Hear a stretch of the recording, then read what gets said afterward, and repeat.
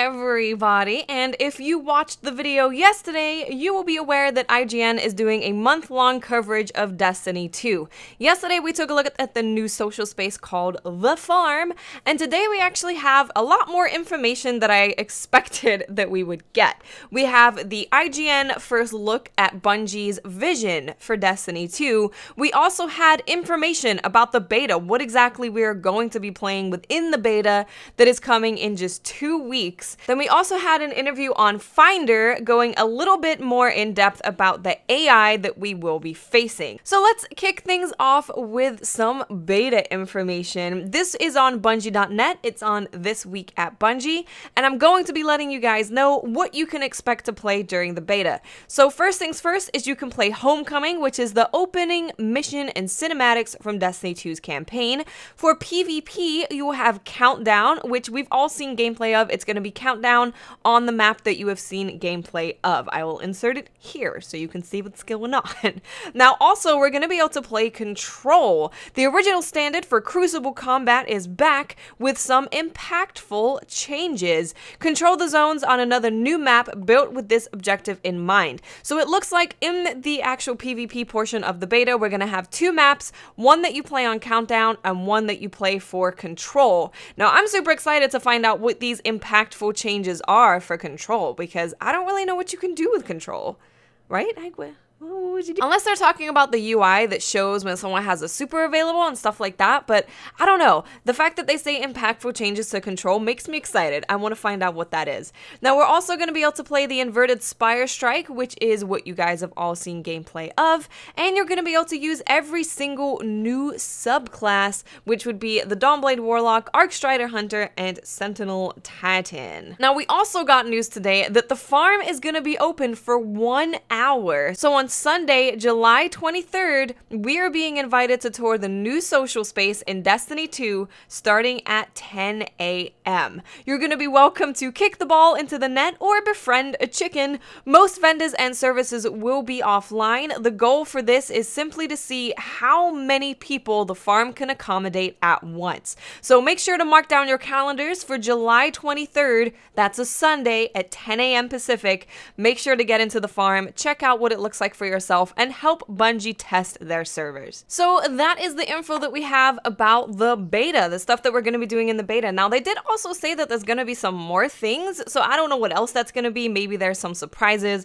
but that is what we know so far. I'm super excited to be able to have Control and Countdown in 2 maps. I wasn't expecting that. I was just expecting Countdown, so I am personally very excited. Now, moving on to this IGN first look, there were some things that we definitely want to talk about.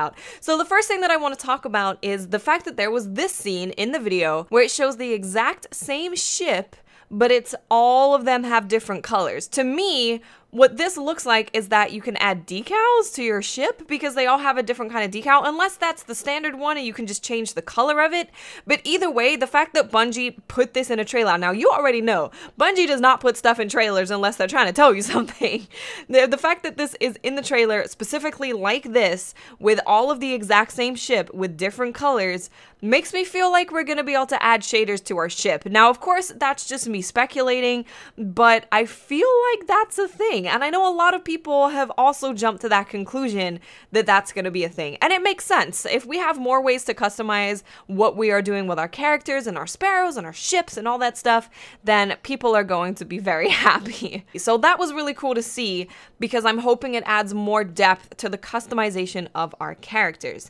Now, another thing that was very interesting is we got to take a look at the map. I believe this is of Nessus because it says Nessus in the bottom corner, and there's a few things that you can notice on this map. So first of all, Bungie says specifically that they are trying to unhide the fun in Destiny 2. If you see an activity on your map, it means that you haven't done it yet and you can go and do that activity. So they want to make it to where you know exactly what options are open to you. Now, they're not saying you have to do this thing, but you can easily look at your map, see, oh, I can do this activity now, and these are the rewards that I'm going to get from this activity. So it's a little bit more streamlined in showing showing people what they can do.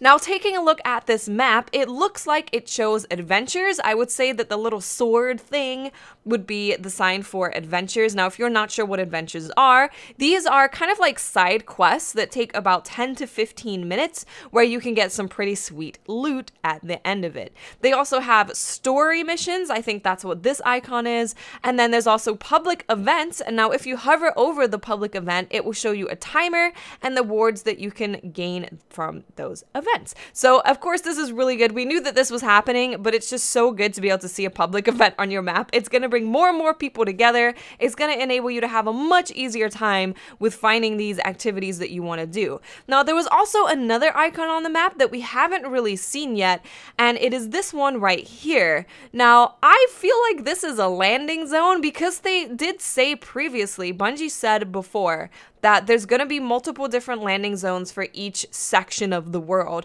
because the map is just that much bigger. So if you're trying to get to a public event that's all the way in the top of the map, you don't necessarily want to be spawning all the way at the bottom of the map. So I feel like these are the icons for different landing zones. Now, something else that really piqued my ears, I was like, what'd you say? Is that Luke Smith specifically said that the difficulty of the game has been increased.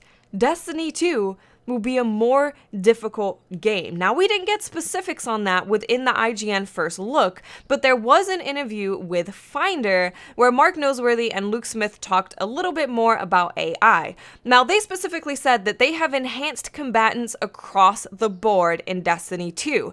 In many instances in Destiny 1, you could fool the AI to adjust to what you want them to do. But in Destiny 2, it won't be as simple to do that. They've made them more intelligent, and they've also given the AI the advantage and making each encounter unique. You'll have to pick carefully about what you are taking into combat with the new AI. You're not going to be able to just put on any old loadout and go in there and smash some aliens. You're going to have to really think, okay, what kind of combatants am I coming up against? What kind of elements do they have? What shields do they have? What kind, do I need a shotgun? Do I need a rocket launcher? Do I need a sniper? Do I need to have an SMG? Do I need to be close range, short range? What do I need to do? You're going to have to really think about your loadout before you go and battle this new AI because they're going to be more difficult. So that was very interesting to me because I feel like Bungie has strayed away from making things difficult because they don't want to make casual players upset or make it difficult for everyone to complete. But I really like this. I like the strategic thinking of what you are going to use before you go and do something. I really, really freaking like that because it just makes it a little bit more interesting, in my opinion, where I have to really think about what I'm doing. You know, I'm going on a mission. I'm fighting against this combatant and I'm going on a mission to take them out. So it should be this feeling of preparing for this epic fight and what am I going to take with me? So that's going to be super exciting. And that also leads us into something else that I'm most excited about from this video, and that is that some activities will lock your loadout. After you have selected your initial loadout and you go into that activity, you will not be able to switch out your loadout, which even more so goes towards this preparing for battle. What do you need? You're going to have to really communicate with your team and be like, guys, do we have a sniper? Do we have a rocket launcher guy? Do we have a close range guy? You're going to have to pick your team comp properly and not just keep switching weapons on the fly all the time. Now, what kind of activities would be good for this loadout locking thing?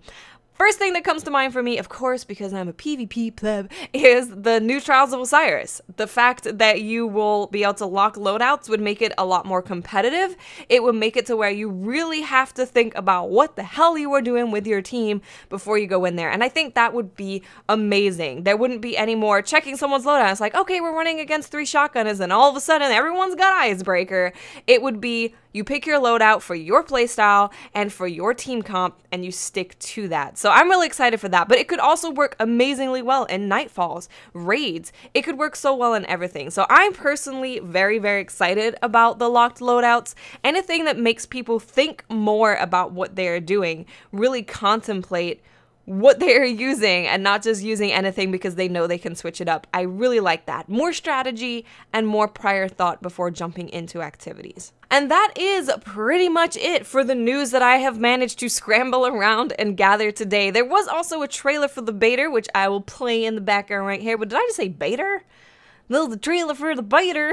I don't know what that was, but I will be playing it here. You can see it happening. It's a very short trailer, but it's just to build the hype, letting you know that the beta is just around the corner, and if you pre-order, you can start playing as early as July 18th. So we're super close, guys. We are very close. We're going to be able to play 2 subclasses of each class. So my guess is that it's going to be Golden Gun, Arc Strider, Striker Titan, Sentinel Titan, Dawnblade, and also Voidwalker Warlock, because there has been hints towards Voidwalker being a thing. We haven't actually seen it in action from a first-person perspective, but we have seen in the IGN first look that this is a Voidwalker. There's definitely a Voidwalker. So that's exciting. Thank you guys so much for watching. I hope you were able to gather some information that you didn't previously know. If you found something within the trailer that you found particularly interesting, please let me know in the comments section. What was it? Share it with the world.